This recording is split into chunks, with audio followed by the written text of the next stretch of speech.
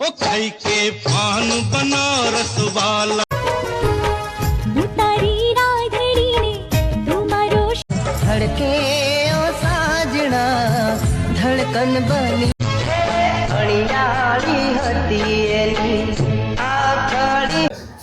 નમસ્કાર દોસ્તો, આપણા ગુજરાતી ફિલ્મ જગતમાં અનેક અભિનેત્રીઓ છે જે હજુ પણ તે હવે પોતાનું કામ છોડી દીધું છે, છતાં પણ લોકોમાં તેની છાપ છે।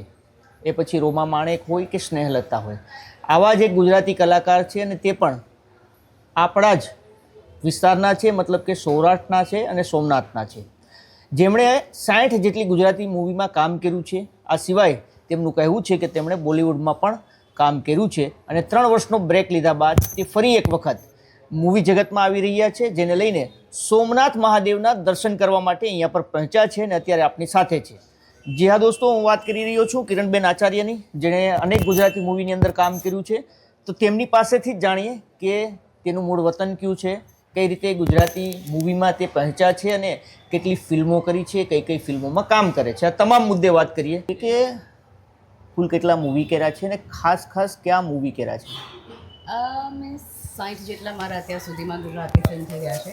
એમાં જે સૌથી હિટ હતું, પહેલાં એનાથી શરૂઆત કરું તો પ્રેમ ગોરી તારો કેમ કરી ભૂલાય, એ પછી રાજવીર, ત્રણ ડોબા તોબા તોબા, પછી હિતેન કુમાર સાથે મારી સૌથી વધારે ફિલ્મ મારી હિતેન કુમાર સાથે આવી છે। એકવાર મારા મલકમાં આવજો, રાધા મારા રુદિયાની રાણી, પ્રીત ગેલી રાધા, એન્ડ શરૂઆત જે મારી ફર્સ્ટ ફિલ્મની રાજકોટના પ્રોડ્યુસર હતા અને એની એક ફિલ્મ હતી ભાવના બરખારે, મારી પહેલી ફિલ્મ હતી। અચ્છા, એ કઈ સાલથી આપને મૂવીમાં શરૂઆત કરી છે અને ગુજરાતીથી શરૂઆત થઈ છે? ના, મારી શરૂઆત થઈ હતી સાઉથથી, તમિલનાડુથી। ત્યાં શરૂઆતમાં મેં કોમર્શિયલ એડિટ કરી, આર માધવન સાથે બી કરી, પછી વિક્રમ સાથે ફિલ્મ યુનિવર્સિટી નામની ફિલ્મ કરી હતી અને પછી હિન્દી ફિલ્મ કરી। એ હિન્દી ફિલ્મ રિલીઝ થવામાં બહુ લેટ થઈ ગયું હતું, એમાંથી મને ગુજરાતી ફિલ્મો પર થઈ।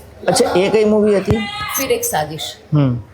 અને ગુજરાતી ફિલ્મ કરી ત્યારથી પછી પાછું વાળીને નથી જોયું અને કન્ટિન્યુ ગુજરાતી ફિલ્મમાં જ હું આટલા વર્ષ સુધી ફિલ્મો કરતી રહી। આમ જોઈએ તો તમારું મૂળ વતન કયું છે? જ્યાં હું અહીંયા બેસી છું, મતલબ આપ સોમનાથના છે? સોમનાથની જ છું અને સોમનાથ પાસે સૂત્રાપાડા છે અને સોમનાથથી જ કહી શકાય કે દીકરી। અને મેં વેરાવળ 11th સ્ટાન્ડર્ડ સુધી અહીંયા સ્ટડી બી કરેલું છે, તો આ મારો મલક છે। આજે હું પાછી મારા મલકમાં આવી છું। શું હેતુ છે આજે અહીંયા પર ફરી એક વખત આવવાનો? મતલબ કે લાંબા સમયથી આ મૂવીની અંદર હતા, અમે તો ક્યારેય નહીં જોયા કે તમે અહીંયા આવ્યા હોય। ના, હું 3 વર્ષ પછી આવી રહી છું સોમનાથ। ઘણી આમ જોવા જઈએ તો દાદાનો આદેશ હશે કે મતલબ એને બોલાવી હશે અને 3 વર્ષથી મેં મૂવી ઇન્ડસ્ટ્રીમાં બ્રેક લીધો હતો અને હવે ફરીથી મેં એક ફિલ્મ સાઇન કરી છે ને શરૂઆત કરી રહી છું પાછી। તો મને એમ થયું કે જ્યાં મારું વતન છે ત્યાં દાદા જે બિરાજમાન છે સાક્ષાત, એમને દર્શન કરીને પછી શરૂઆત કરું। તો આજે હું એટલા માટે સોમનાથમાં આવી છું। અચ્છા, આમ તમારું નવું ફિલ્મ આવે છે એ કયું છે? એ ફિલ્મનું નામ છે લાયક ના લાયક અને લંડનમાં શૂટ થઈ રહી છે, લંડન અને વિયેતનામ। અચ્છા, એમાં કંઈ સમજાણો નહીં, લાયક ના લાયક મતલબ શું કે? લાયક બી છે, એક મેસેજ છે, કોમેડી ફિલ્મ છે કે લાયક બી લોકો હોય અને નાલાયક લોકો બી હોય છે, મતલબ લાઈક કોમેડી છે, લાઈક પ્રિયદર્શન ટાઈપની એક ફિલ્મ છે, ધમાલ કોમેડી। કોણ હીરો છે એમાં? એમાં મલ્ટી સ્ટારર છે, હિતેન કુમાર છે, હિતુ કનોડિયા, અસ્મિત પટેલ છે। અચ્છા, કિરણ કુમાર પેલા હિન્દી મૂવીમાં હતા વિલન એ? અચ્છા મેડમ, તમે જ્યારે શરૂઆત કરી એ કઈ વર્ષથી શરૂઆત થઈ છે આપની ફિલ્મ જગતમાં? અને પહેલી મેં એવું પણ સાંભળ્યું કે સાઉથમાં બી કામ કર્યું છે, તો એનું શું થયું? કઈ સાલથી શરૂઆત થઈ છે? શરૂઆત મારી ગુજરાતી ફિલ્મ ઇન્ડસ્ટ્રીમાં 2006 મારી પહેલી ફિલ્મ રિલીઝ થઈ હતી 2006માં, ભાવના બરખાર। અને એ પહેલાં મેં 2003-04માં સાઉથમાં હતી હું અને ત્યાં મેં એટલી સિરિયસ નહોતી હું કે મારે આ લાઈનમાં કેરિયર બનાવવું છે, એટલે જસ્ટ આવું હું કરતી હતી, એટલે સિરિયસલી મેં ત્યારે નહોતું લીધું અને પછી હું આ બાજુ આવી ગઈ, પછી એ બાજુ પાછી ગઈ હતી। શું ઈચ્છાઓ હતી તો મતલબ ફિલ્મ જગતમાં નહીં તો કઈ લાઈનમાં હતું એમ? સિંગિંગ લાઈનમાં હતું, સિંગર હું. ગીત ફાવે છે? એકાદું થોડું સંભળાવશો? બધા લોકો આસપાસના ભાગી ના જાય. મારી જ એક ફિલ્મનું છે સોંગ, પ્રેમ ગોરી તારો કેમ કરી ભૂલાવું રે, પ્રેમ સોમનાથ તારો કેમ કરી ભૂલાવું રે.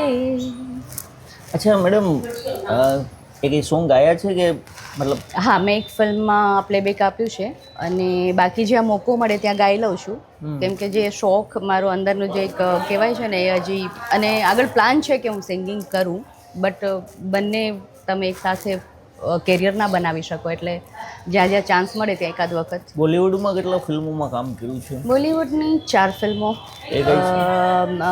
ફિર એક સાજિશ, હમ હિલવ્યુ વિલા, પછી રેત અને બિયાબાન, ધ કર્સ બાય વુમેન. અચ્છા, તો આપ 3 વર્ષ ગાયબ ક્યાં થઈ ગયા હતા?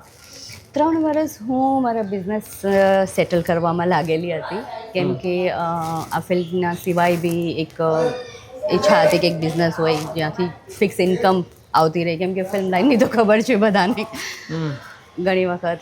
હા, મારે એ જ પૂછવું છે, ઘણા બધા લોકોને મૂવીમાં જવું હોય છે, હા, તો શું એમાં એટલા બધા ઇન્કમ થાય છે ખરી? બધા માટે પોસિબલ છે ખરું? નહીં, જો હું સાચી સલાહ આપું ને તો પહેલાં તો કોઈ દિવસ સ્ટડી અને પોતાનો કામ ધંધો છોડીને ફિલ્મ ઇન્ડસ્ટ્રીમાં આવવાનું જ નહીં. હા, તમારી પાસે જોરદાર બેક સપોર્ટ હોય ફાઇનાન્શિયલી અને બધી રીતે, તો તમે ફિલ્મોમાં ઝંપલાવી શકો, અને કંઈક હદ સુધી તમારા નસીબ બી કામ કરતા હોય છે આમાં. ટેલેન્ટ પછી આવે, પણ એક વખત લક જોઈએ તમારે એન્ટર થવા માટે, અને પછી તમારા ટેલેન્ટ અને તમારા મહેનત ઉપર તમે આગળ વધી શકો અને નામ અને પૈસા બધું કમાઈ શકો. શું મુશ્કેલીઓ શું આવે છે? મુશ્કેલીઓ મને તો કોઈ દિવસ કંઈ નથી આવી, મને તો સામેથી જ ઓફર આવી હતી અને આવતી રહી, પણ હા, મહેનત ઘણી કરી છે, કેમ કે જ્યારે અમે શરૂઆત કરી ત્યારે એ ટાઈમ બહુ ટફ હતો. આઉટડોર શૂટ્સ હતા, આઉટડોર લાઈક કોરિયોગ્રાફી, બધું સોંગ્સ બધા શૂટ થતા. હવેની સિનેમા ઇટ્સ લાઈક બહુ સુવિધાજનક છે, હવેનો ટાઈમ છે. તમારું આ મૂવી ક્યારે રિલીઝ થવાનું છે?